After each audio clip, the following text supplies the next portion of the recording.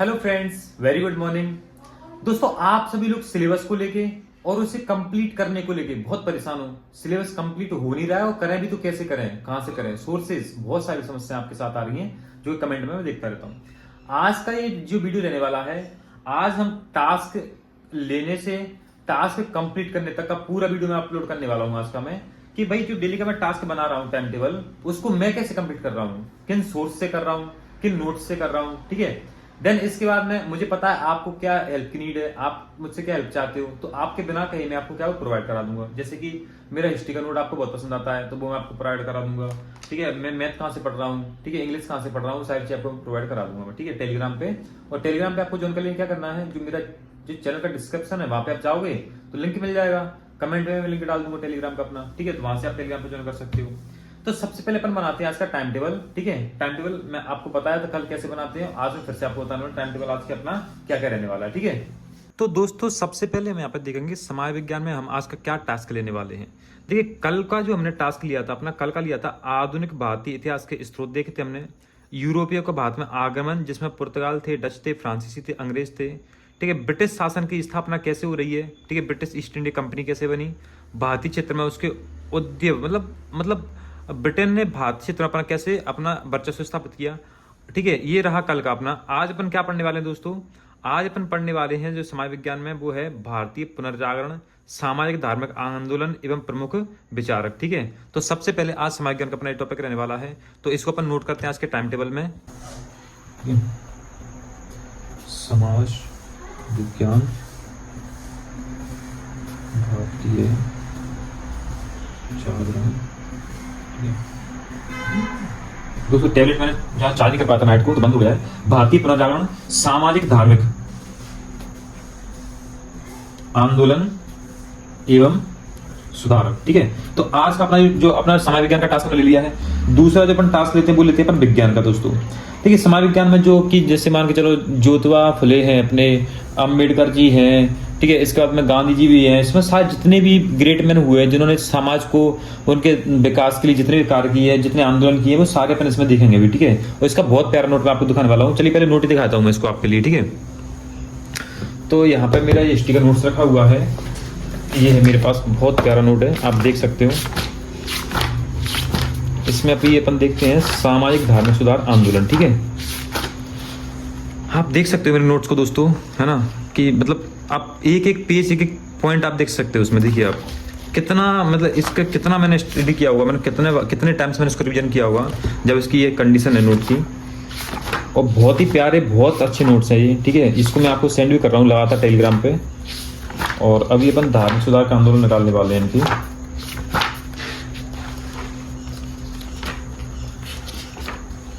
देखिए, ये तो रहा अपना कल वाला टॉपिक।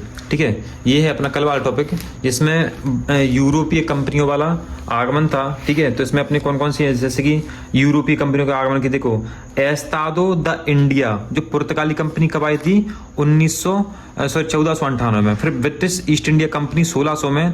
ठीक है, वेरिंग दे ओस्ट इंडिसे कंपनी, इसको डच ईस्ट इंडिया कंपनी बोलते हैं, 1602 में आई थी दोस्तों। ठीक है, कब आई थी, 1602 में आई थी। ठीक है, और इसके बाद अपन देखेंगे यहाँ पे ओरिएंटलिस, ये फ्रांसीसी कंपनी 1664 में आई थी। तो देखो कल अपने सिलेबस में मेंशन है, वो आपको मेंशन दिया हुआ था, पुर्तगाली, डच, अंग्रेज, डेनिश और फ्रांसीसी। ठीक है, इनके बारे में आपको पढ़ना है। तो इसके नोट्स में अभी आपको सेंड करूँगा, कल मैं सेंड कर नहीं पाया था आपको टेलीग्राम पे। ठीक है, तो ये अपना ये वाला नोट्स अपना पूरा कल वाले टॉपिक का रहा। इसके बाद अपन क्या देखने वाले हैं, धार्मिक सुधार आंदोलन। ठीक है, इसका आर्थिक प्रभाव हुआ अर्थात क्रांति हुई। इसका जी है, देखिए कितना बढ़िया नोट्स है। देखिए आप, इससे बेटर नोट्स आपको कहीं मिल ही नहीं सकता है। ठीक है, और इसका एक एक पेज मैं आपको सेंड करता हूँ टेलीग्राम पे। धार्मिक एवं सामाजिक आंदोलन। ठीक है, देखिए आज का यही है ना, भारतीय पुनर्जागरण और सामाजिक धार्मिक आंदोलन एवं उसके सुधारक। ठीक है, तो इसको आज अपन कंप्लीट करने वाले हैं। ठीक है, तो इसको मैं कंप्लीट करूंगा और इसके नोट्स मैं आपको टेलीग्राम पे सेंड कर दूंगा, तो आप भी कंप्लीट कर लेना इसको। ठीक है, इसके बाद अभी अपन टास्क लेने वाले हैं किसका, सारी चीज मैं आपको आज के ब्लॉग में दिखाने वाला हूं, कंप्लीट भी कैसे करूंगा मैं। ठीक है, इसको पढ़ने में कितना टाइम लगेगा मुझे, ठीक है, इसमें फिर मैंने क्या क्या पढ़ लिया है, वो सारी चीज आपको दिखाने वाला हूँ। इसका सबसे पहले टास्क लेते हैं विज्ञान का। ठीक है दोस्तों, तो दोस्तों विज्ञान में अपना यूनिट 14 चल रहा है, यूनिट 14, और जिसमें कल अपन ने एथेनोइक अम्ल के गुणधर्म, ठीक है, एरोमेटिक हाइड्रोकार्बन और इसके बाद बेंजीन नामपत्र तथा समाप्त अपन ने देख लिया था। आज भौतिक एवं रासायनिक गुण अपन देखने वाले हैं, ठीक है। इसके बाद में कैसरजन्य गुण तथा विषाक्तता और सावधता अपमारक, 3 अपन टॉपिक लेने वाले हैं यहाँ से यहाँ तक, ठीक है। तो सबसे पहले इसको टाइम टेबल नोट करता हूँ मैं, इसके बाद में इनको मैं कहाँ से पढ़ने वाला हूँ, कैसे पढ़ने वाला हूँ, वो भी आपको दिखाऊंगा, ठीक है, नेक्स्ट अभी वीडियो में। तो सबसे पहले अपन इसको नोट करते हैं अपने टाइम टेबल में। दोस्तों अभी अपन ने विज्ञान का जो टाइम टेबल नोट कर लिया है ये वाला। इसके बाद अभी अपन देखने वाले हैं, ठीक है, मैथ में अपन को क्या पढ़ना है आज। तो मैथ में देखिए अपन आज व्रत और इससे संबंधित पद, अपना यूनिट 8 चल रहा है मैथ में भी। तो व्रत और इससे संबंधित पद, जीवा द्वारा एक ही बिंदु पर आंतरिक कोण और केंद्र से जीवा पर लंब, ठीक है, 3 टॉपिक अपन इसे कंप्लीट करने वाले हैं। दोस्तों यहाँ पे अब मेरा ये टाइम टेबल तैयार हो चुका है, जिसको मैं आपको डेली सेंड करता हूँ। तो मैं ऐसे अपना टाइम टेबल बनाता हूँ दोस्तों, ठीक है। अब ये अपना टाइम टेबल हो चुका है अपन यहाँ पे तैयार, इसको अपन रखते हैं यहाँ पे। अब सबसे पहले अपन दोस्तों स्टार्ट करेंगे आज क्या, समाज विज्ञान को, ठीक है। सबसे पहले अपन क्या पढ़ेंगे, समाज विज्ञान पढ़ेंगे। तो अब स्टार्ट करते हैं समाज विज्ञान को अपन। तो दोस्तों सबसे पहले अपन कंप्लीट करने वाले हैं धार्मिक एवं सामाजिक आंदोलन को, ठीक है, जिसमें देखिए राजा राममोहन राय, एक मैं आपको ओवरव्यू में आपको दे देता हूँ इसका। राजा राममोहन राय है, इनके बारे में अपन पढ़ेंगे यहाँ पे। ये देखिए राजा राममोहन राय हो गए। इसके बाद में जो दूसरे अपन आते हैं केशव चंद्र सेन, दूसरा अपना केशव चंद्र सेन है दोस्तों यहाँ पे। ये केशव चंद्र सेन, इनका क्या योगदान रहा है अपन इसके बारे में पढ़ेंगे। फिर तीसरा है ये यंग आंदोलन हुआ था, देखिए टॉपिक में दिया हुआ ना, ये आंदोलन यंग आंदोलन है। प्रार्थना समाज है, प्रार्थना समाज की स्थापना किसने करी, वो सारी चीजें अपन देखेंगे इसमें। परमहंस मंडली है, एनी बेसेंट और थियोसोफिकल सोसाइटी, जो थियोसोफिकल सोसाइटी इसकी स्थापना किसने करी थी दोस्तों, एनी बेसेंट ने की थी, तो इसको अपन देखेंगे इसमें। दयानंद सरस्वती और आर्य समाज, इसके बारे में अपन बात करेंगे, दयानंद सरस्वती आर्य समाज के बारे में। इसके बाद में स्वामी विवेकानंद और रामकृष्ण मिशन, इसके बारे में अपन देखेंगे, ठीक है, विवेकानंद और रामकृष्ण मिशन के बारे में अपन बात करेंगे। और इसके बाद अपन देखते हैं अन्य धार्मिक संस्था और आंदोलन, इसके बारे में अपन ये देखेंगे, ठीक है दोस्तों। और इसके बाद अपन देखते हैं क्या सिख सुधार आंदोलन भी है इसमें, और प्रमुख कुरीतियाँ और एवं उनके विरुद्ध काम करने वाले सुधारक, ठीक है दोस्तों। तो ये है। और देन इसके बाद ये पेज रहा, ठीक है, जो विधवा पुनर्विवाह था, दास प्रथा, नली प्रथा, जो अपना ये है ना नरवली प्रथा है यहाँ पे, ये नरवली प्रथा, ठीक है, नरवली प्रथा है। जॉन सौर के बारे में अपन देखेंगे यहाँ पे। और शारदा अधिनियम 1929 में आया था, अपन इसके बारे में बात करेंगे, ठीक है दोस्तों। तो इतना सारा टॉपिक है और इसको मैं भी पढ़ लेता हूँ, याद कर लेता हूँ मैं, और इसके नोट्स में आपको सेंड कर दूंगा टेलीग्राम पे। फिर अपन देखते हैं कि अब अपन को विज्ञान कैसे कंप्लीट करना है, इसको कंप्लीट करने के बाद में। अब दोस्तों मैं क्या करता हूँ, अभी मेरा हिस्ट्री का जो आज का टारगेट था कंप्लीट हो चुका है। इसके बाद ये है ये घटना चक्र, ठीक है। इससे मैं क्या लगाता हूँ, जो टॉपिक मैंने पढ़ लिया है उसके मैं क्या लगाता हूँ, MCQ लगाता हूँ दोस्तों, ठीक है। तो जैसे कि अपन ने पढ़ा था सामाजिक एवं धार्मिक सुधार आंदोलन, ये देखिए ये है अपना, ये यहाँ पर दिख रहा है आपको, और ये है अपना सामाजिक एवं धार्मिक सुधार आंदोलन B413 पर है ना। तो चलिए निकालते हैं B413। आप देखिए तैयारी ऐसे होती है, ठीक है। तो आप समझिए जरा मैं कैसे तैयारी कर रहा हूँ। आप पूरी एक बेसिक चीज़ मैं आपको दिखा रहा हूँ मैं आज, जिससे कि क्यों आपके अंदर बहुत कन्फ्यूजन, मैं टाइम से देख रहा हूँ आप लोग परेशान हो थोड़ा, कमेंट्स में भी आपके कमेंट आते हैं कि सर कुछ नहीं हो रहा है, समझ नहीं आ रहा है। अब देखिए कितना इजीली मैंने अपना समाज विज्ञान कंप्लीट कर लिया है ना, कितना इजीली मैंने नोट से पढ़ लिया है, और मैं आपको सेंड कर दूंगा तो आप भी पढ़ लेना इजीली। इसके बाद में ये रहे अपने MCQ, मतलब जो घटना चक्र की जो प्रीवियस, जैसे कि UPPSC है, UPSC है, IAS है, ठीक है, बिहार PSC है, तो सारे क्वेश्चन इसमें रहते हैं। देखिए बिहार PSC क्वेश्चन ये प्री है, ठीक है। तो इनके बारे में इनके क्वेश्चन लगा देता हूँ। अब आपके लिए मैं क्या करूँगा, आपके लिए डेली की मैं MCQ क्लास ले आऊँगा, ठीक है, जो कि इनसे जो अच्छे अच्छे क्वेश्चन है ना, इनको निकाल के इनकी मैं PDF बना के PPT तैयार करके इनकी, और आपके लिए मैं डेली एक काम करूँगा, आपके लिए डेली की एक MCQ क्लास लेके आऊँगा मैं, ठीक है। वो क्लास कैसे रहेगी, जैसे कि मैं डे फर्स्ट से स्टार्ट करने सोच रहा हूँ। जो डे फर्स्ट के टॉपिक थे उनको अपन तो day first, second, third, fourth, इससे अपना क्या हो जाएगा, आपका रिवीजन भी हो जाएगा, ठीक है, साथ में। और एक दिन डे 17 भी हो जाएगा, डे 19 भी हो जाएगा, तो 19 के दिन वाले 19 का रिवीजन हो जाएगा अपना, ठीक है। तो अब चलिए मैं लगाता हूँ MCQ ये पूरे टॉपिक के।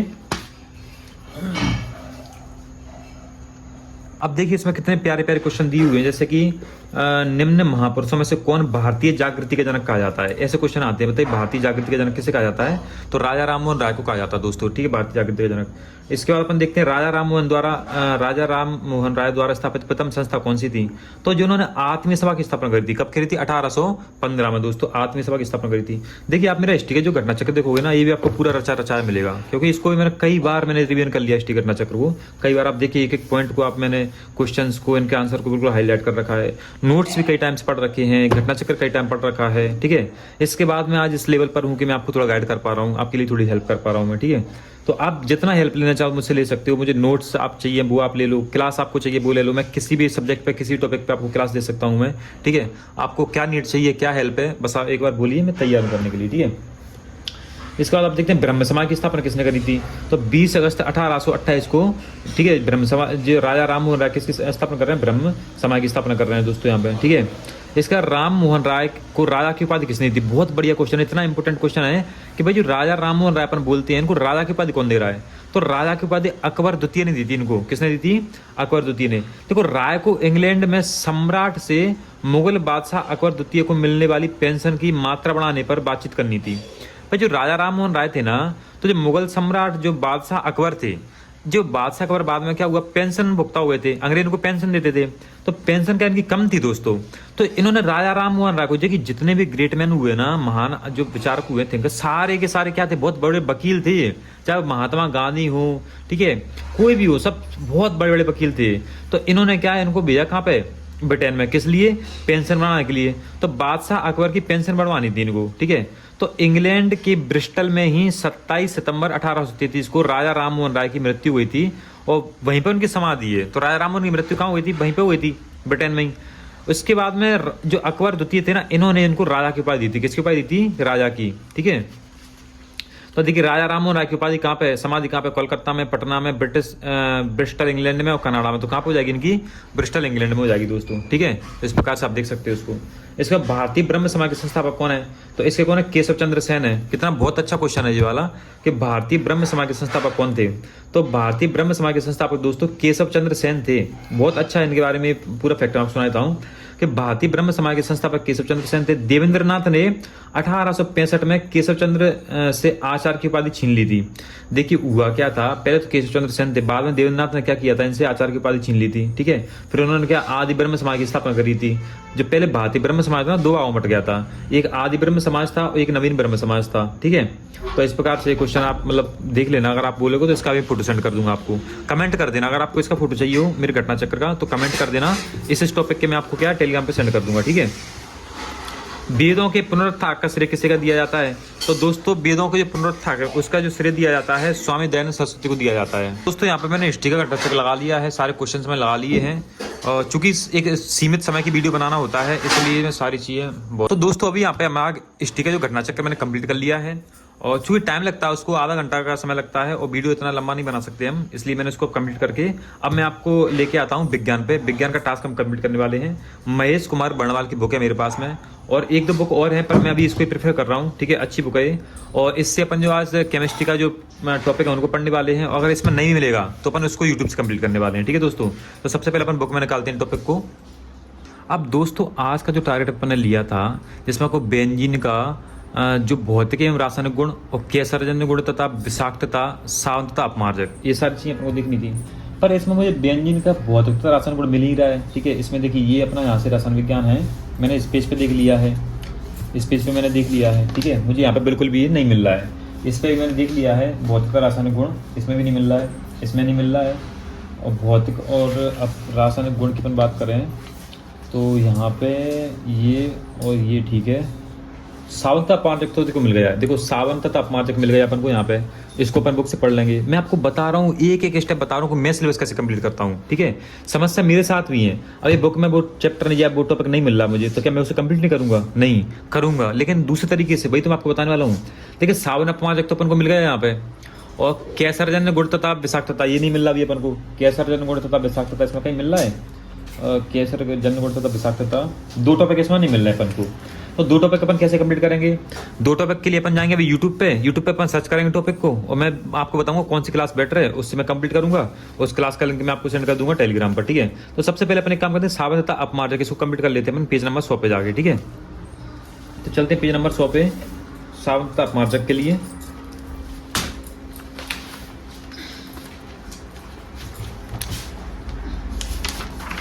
ये है, ठीक है, पेज नंबर 100 पे अपन आ चुके हैं। यहाँ पे ये है सावधता अपमार्जक, ठीक है दोस्तों। यहाँ से अपना तो ये अब मैं यहाँ से इस टॉपिक को पहले कंप्लीट करता हूँ, सावधता अपमार्जक को। और उसके बाद में ये देखिए यहाँ पे अपमार्जक है, ये अपमार्जक हो गया। ये सावन के प्रकार हैं, ठीक है। ये सावन का फॉर्मूला है, सावन का अपमार्जक यहाँ से है।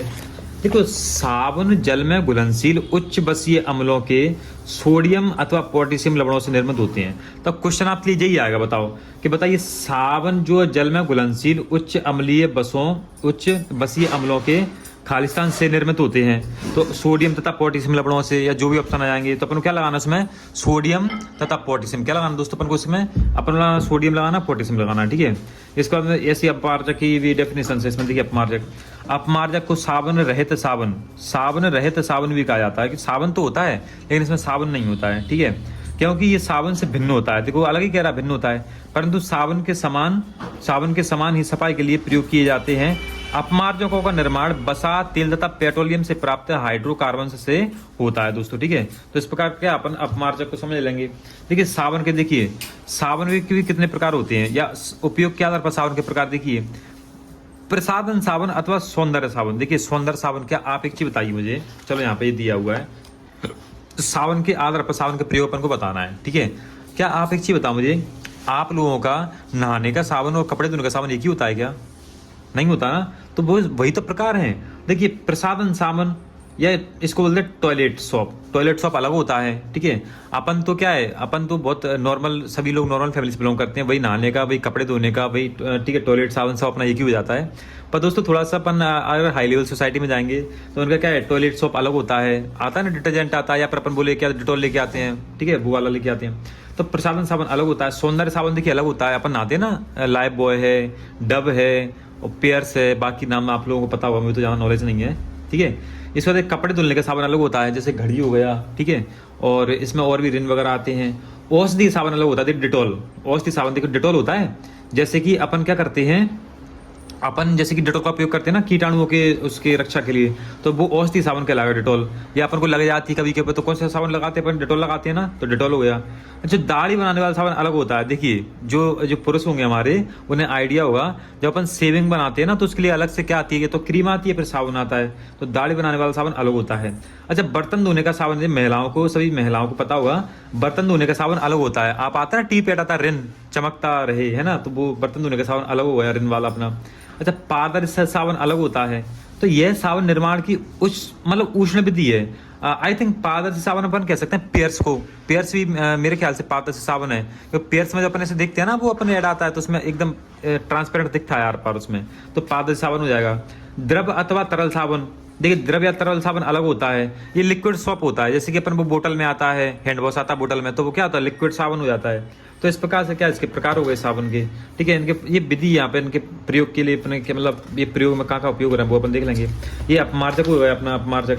अब देखिए अपमार्जक और साबुन में अंतर क्या है। साबुन क्या होता है, यह उच्च बसीय अम्लों के सोडियम तथा पोटेशियम लवण होते हैं।